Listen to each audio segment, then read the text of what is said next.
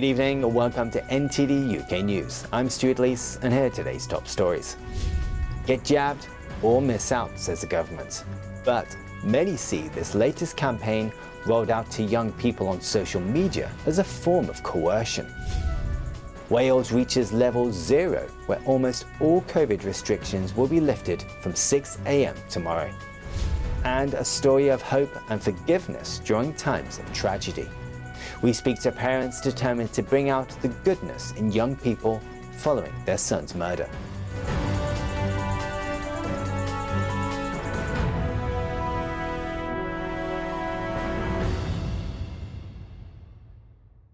A government campaign that will be rolled out on social media pressures young people to get jabbed or miss out. It's the latest push from the government to get more people vaccinated. But critics say it's a form of coercion. Here's NTD's General with more. The latest messaging from the government called Don't Miss Out, Get Your Shot incentivises young people to get the jab. It comes after Boris Johnson said in a press conference that being double vaccinated will be a requirement to enter nightclubs and other crowded spaces from the end of September. The advert says don't miss out on your COVID jabs and don't miss out on clubbing. Many may see it as a disguised threat, saying if you're not jabbed, you won't enjoy certain freedoms. The idea of people who are vaccinated enjoying more rights than those who aren't has come under fire. A group of MPs from the Public Affairs Committee said in a June report that vaccine certification is discriminatory and not justified scientifically. The scheme would affect many people who've chosen to wait before deciding to get the jab or prefer not to because of their culture or religion. Some are supportive of vaccine passes as a temporary measure, but question the way clubbing and other activities have been used as an incentive. Government data shows the 7-day average of vaccinations has in general gone down since June, but more than 39 million people have already had 2 doses. Some nightclubs have joined the government's vaccination campaign, but the plans have also been criticised by nightclubs who don't want a show me your papers society. Jane Werrell, NTD News, London. First Minister Mark Drakeford has called on people in Wales to continue playing their part, as most COVID-19 rules in the country are said to be scrapped. NTD's Neil Woodrow brings us the details and further COVID-19 updates. Wales First Minister Mark Drakeford gave a much-anticipated announcement to the people of Wales on Friday. Now, we have carefully looked at all the evidence and the data, and as a result I can confirm that we will be moving to alert level 0 here in Wales as from 6 a.m. tomorrow. Level 0 means there are no legal limits anymore on the number of people one can meet. Businesses previously required to close, such as nightclubs, can reopen. The First Minister gave a warning, though. But alert level 0 does not mean the end of coronavirus, and it very certainly does not mean a free-for-all here in Wales. Some measures are kept. Face coverings continue to be required in most indoor public places, but it will not be mandatory for indoor dining. Companies open to the public as well as workplaces will have to minimise the risk of people catching COVID-19. 10-day self-isolation is still required for someone who develops symptoms or has a positive test result. In his press conference, Drakeford announced that cases in the last 10 days have continued to fall. 82% of the Welsh adult population is now double jabbed with a COVID-19 vaccine. For Scotland, most restrictions end Monday, and in Northern Ireland, social gathering rules remain in place. Young people in Wales have the highest vaccine uptake in the UK. Drakeford says it's due to encouragement being told they have a contribution to make. The latest statistics show the uptake for first doses in Wales among 18 to 29-year-olds is 75%, while it's 72% in Scotland, 69% in England and 63% in Northern Ireland. Neil Woodrow, NTD News, London. At least 330 cats have recently died from an illness that vets say could possibly be linked to certain cat food products. The Royal Veterinary College says more than 500 cats were treated for feline pancytopenia. It's a condition that causes the number of blood cells to rapidly decrease. It's proved fatal in more than 60% of cases. The college says the numbers could be higher, because many cats with the condition may not be taken to the vets. Investigations are still underway and no link has been confirmed. But the Food Standards Agency is advising owners to not give their cats specific foods manufactured by Fold Hill Foods as a precaution. Sainsbury's and Pets at Home have recalled affected products. And in other news, energy bills for millions of households will increase to a record high from October. This is due to a rise in wholesale gas prices.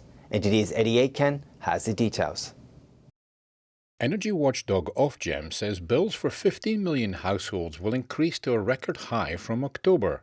Ofgem announced on Friday that the rise in the energy price cap means customers on standard tariffs and prepayment will see their bills increase significantly.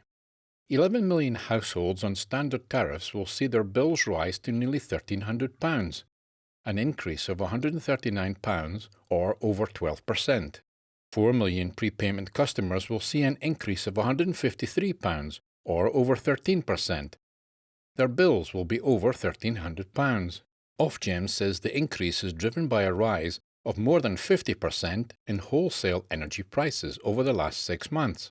It says gas prices are hitting a record high as inflation jumps amid the easing of pandemic restrictions. The increase is the biggest in energy bills in a decade. Customers on standard tariffs already saw their bills rise by nearly £100 in April. But the situation could have been worse. Industry watchers expected Ofgem to hike the price cap by around £150. Eddie Aiken, NTD News. Now, hope and forgiveness during times of tragedy.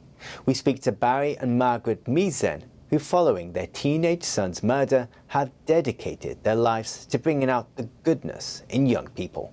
They told NTD's Jane Well their story. We can all sit there and we wallow in self-pity and it's woe is me after, but if you bring something good out of it, it kind of helps ease the, I'm going to call it burden, I don't know if that's the right word, but it helps heal the pain of what has happened. Margaret and Barry's 16-year-old son Jimmy was killed after a boy threw a plate at him at a local bakery. When I arrived at the scene where Jimmy was killed, the paramedics came outside the bakery and said he's dead. My first reaction then was, dead? What am I supposed to do now? They made a promise to work for peace in his memory. Over a decade on, they've come through. They told me they're helping young people across the country and that they came closer together as a family. I'm the father of the family. It's my job to hold this together. My job to try and manage this situation. As I say, in this day and age, people probably laugh at that expression. But for me, I saw it as my job to make sure this family didn't fall apart and something good had to come from what happened to Jimmy. And that has driven everything. They tell Jimmy's story in prisons. The first time we went into a prison, we were very nervous and we didn't know what it was going to be like. But actually, what a privilege for us to be able to go and share Jimmy's story with all those people in prison. One young man put his hand up. He said, I committed that sort of crime. He said, I killed somebody. He said, I'm so sorry for what I've done. I keep writing letters to send to the family to tell them how sorry I am, and I can't send a letter. I said, well, write your letter and send it to us. And he did. Nothing in it for him. There's no time off. He just wanted to share about his life and his upbringing. And it was horrific. You know, I googled his crime was equally horrific. And as far as I know, he's still in prison now. But for us, this was a huge learning curve. He shared about his life. You know, if somebody's born into this world that's not wanted from the day they're born, that only ever grows up with aggression, neglect, anger, that's all they know, and then they commit these sort of crimes, why are we so surprised? Why couldn't we have done something? In schools, they talk about forgiveness and introduced a Sparkle Award that is focused on goodness. It's such a simple thing. It's not for a child who's academic, it's for a young person who's really nice. This is a world that's full of people not forgiving, and I think that's why we're in this terrible drama that we're in. I think the world is in turmoil, but with more forgiveness it will be a better world. So we encourage young people to also forgive. Although Jimmy's left the world, their wish to bring something good out of the tragedy means his legacy lives on. Jane Werrell, NTD News, London. A comprehensive investigation into the huge stones of Stonehenge gives new insight into what the majestic stones are made of and what makes them so durable. NTD's Natalia Nutting has more on this. Researchers recently took a closer look inside one of these 52 sandstone megaliths known as sarsens at Stonehenge. A comprehensive scientific analysis of the stones gives new insight into the famed monument in southern England, including what makes them so resistant to weathering. This piece of research is important because it provides the first glimpse inside one of the giant sarsen stones at Stonehenge, and it's the first time that we've really been able to look in detail at the geology and chemistry of one of the stones. The sarsens stand about 7 meters tall, with another 2 meters buried underground, with an estimated above-ground weight of 24 tons. Stone 58 is one of the giant upright stones at Stonehenge's centre. A sample from the huge stone is a rod of stone about 2.5 centimeters in diameter and roughly a meter long. Its colour, pale green to cream, is very different from the outside of the sarsens.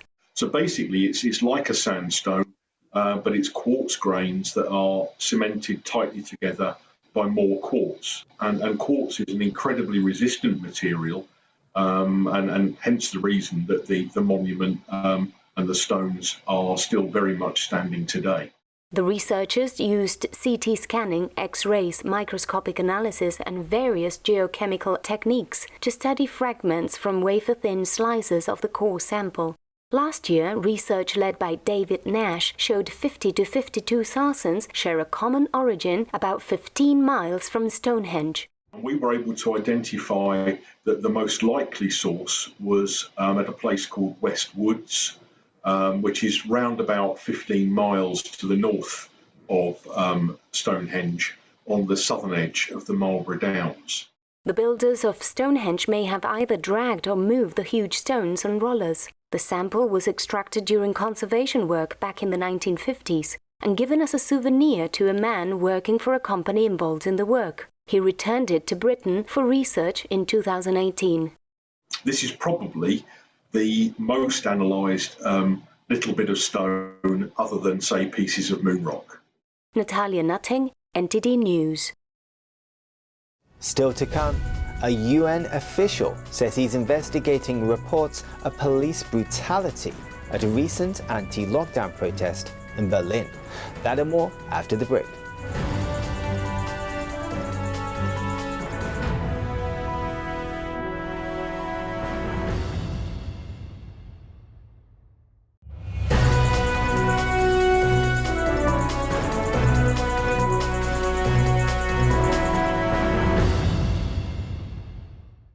Greece has continued to battle wildfires as the blazes enter their 4th day.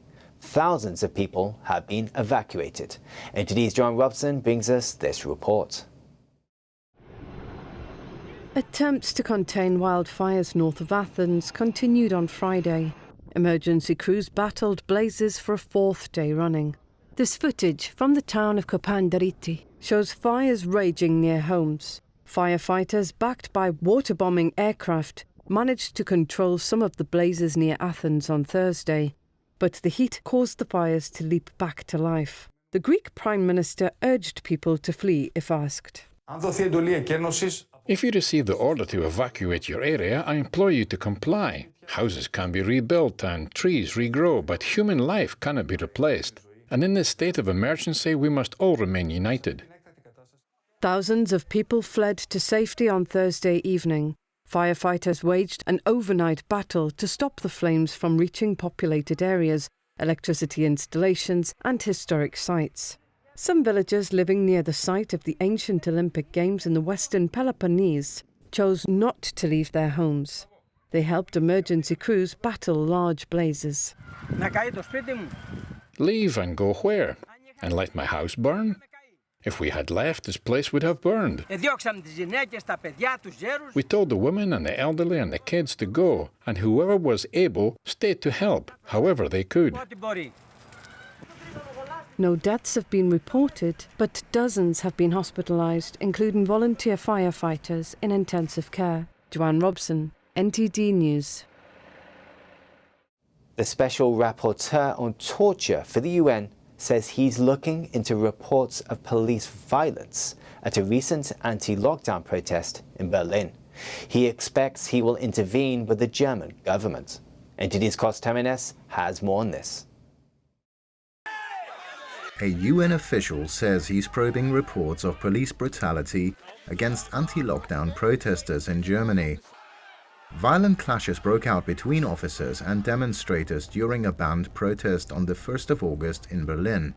The special rapporteur on torture at the UN, Niels Melzer, told a German newspaper on Thursday, "It is absolutely unacceptable if the police take action against defenseless demonstrators with sometimes life-threatening violence because of mere administrative offenses or civil disobedience."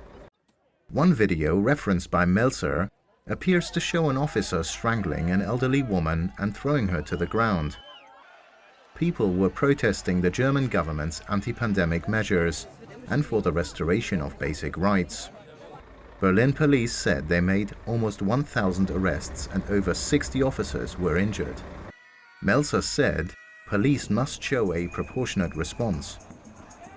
Isolated violence by demonstrators must in no way serve to justify police violence against other, non-violent demonstrators. The German government later condemned the violence at the event, appearing to blame protesters. Violent clashes and the abuse of the right to protest are not acceptable. There is no place for violence and provocation. Berlin police say in at least one case they had started investigative proceedings against an officer on suspicion of bodily harm. Melzer said he and his team will now verify the numerous reports he has received. He said he expects he will officially intervene with the German government. Cos Jimenez, NTD News. Charges of propaganda, spying and influence operations. The controversial Confucius Institutes have been in the spotlight. Now, one city in Bavaria has decided to stop its funding its institute. NTD's Eddie Aiken has the details. The Bavarian city of Ingolstadt is not keen on its Confucius Institutes anymore. Recently, the city council voted to stop subsidizing the controversial institution based at a local technical university. One councillor says Confucius Institutes are not just about teaching Chinese language and culture, as they claim to be. This is also about making the Communist Party and its agenda socially acceptable in Germany or anchoring it. That is why I'm voting against municipal participation today. Confucius Institutes are beholden to the Chinese Ministry of Education and thus the Chinese Communist Party. There's growing concern globally that the CCP uses them to exert political influence, spread propaganda and even spy. One member of the German parliament points out how discussion of human rights violations in China are taboo at the institutes. He said the subtle censorship of authoritarian regimes has no place in our universities. As a result, more countries are closing their Confucius Institutes. Ingolstadt has subsidized the institute with over £150,000 since 2016. Before the vote, several human rights groups held a protest in front of the council building. German taxpayers should stop supporting Confucius Institutes as long as they are arms of the Communist Party. There are 19 Confucius Institutes in Germany. Usually they cooperate only with a local university. In Ingolstadt, home to Audi, it has also partnered with the car maker, the first cooperation of this kind. The company said it wants to withdraw its funding by 2023. Eddie Aitken, NTD News. The International Olympic Committee has revoked the accreditation of Belarusian athletics head coach Yuri Macevic and team official Artur Shumak, removing them from the athletes' village. They were later seen at the airport preparing to board a flight. The coaches withdrew sprinter Kristina Timonovskaya from the Tokyo Games and attempted to force her to return to Belarus last weekend. The 24-year-old athlete refused and sought protection at the Polish embassy in Tokyo. She arrived in Poland on Wednesday and has reunited with her husband. And in other news, many people in France support the law requiring a health pass to access bars and restaurants, due to come into effect on Monday. But business owners are more concerned about what it means for them. NTD's Trevor Piper brings us this report. France's top court on Thursday validated a law that requires people to carry a COVID pass. They will need the pass to access cafes, restaurants, long-distance travel and, in some cases, hospitals. Polls show most French people support the law. Overall, it's a decision of public health, and a decision is not individual, so it is always the same thing. One person's freedom ends where another's begins. So I agree with this decision of installing a health pass in cultural places, bars, etc. Supporters of the health pass say it's necessary for the moment. Given the sanitary situation these days, I am not really surprised, and I think that it is for everyone's safety. But on the other hand, it should not last long term. But critics say it tramples on freedoms and discriminates against the unvaccinated. Many in the French hospitality industry are concerned it will damage business. It will hurt us. We estimate up to 40% in losses per day, because some people won't want to go out. Some do not want to get vaccinated. I can understand that after getting your nostril swabbed 10 times, it becomes hard to do it just to go to a restaurant. This bar owner says he and his team are vaccinated. Their concern is damage to the relationship with customers. We will have to police our clients, which will put us in a regrettable human situation. Clearly, we are not going to ask for their identities. But even to control the health pass is the state's job, not ours. And now we will really lose some clients. The health pass comes into effect Monday. Trevor Piper, NTD News. The European Space Agency is on track to launch a spacecraft to study Jupiter and 3 of its icy moons in 2022. But how do scientists prepare the ship for such an extreme mission?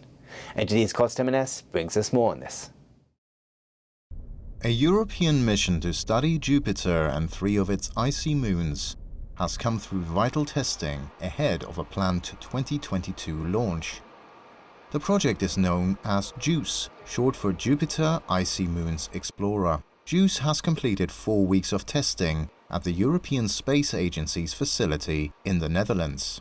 Not like for aircraft, we can repair something after a couple of hours of working. We need to make sure that before we launch, everything will work properly as expected. Europe's largest vacuum chamber recreates the conditions of JUICE's long interplanetary journey. Internal black panels filled with liquid nitrogen cool the environment to about -180 degrees Celsius.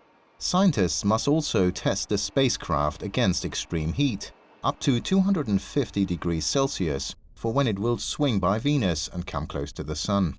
We have a set of lamps, very powerful lamps that are reflected in 121 mirrors that can be reconfigured depending on the mission characteristics. The spacecraft will use both Venus and Earth as gravitational slingshots on its long journey. JUICE will spend 4 years studying Jupiter's atmosphere, magnetosphere, and 3 of its many moons, Europa, Callisto, and Ganymede. JUICE is a very exciting mission, so we are going to explore Jupiter in details.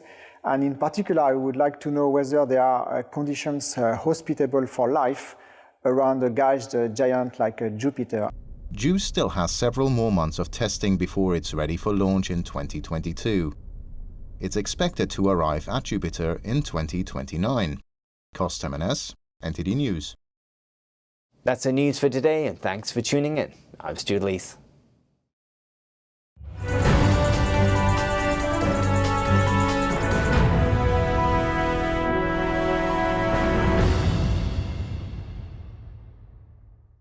Thank you for watching our daily news show on YouTube.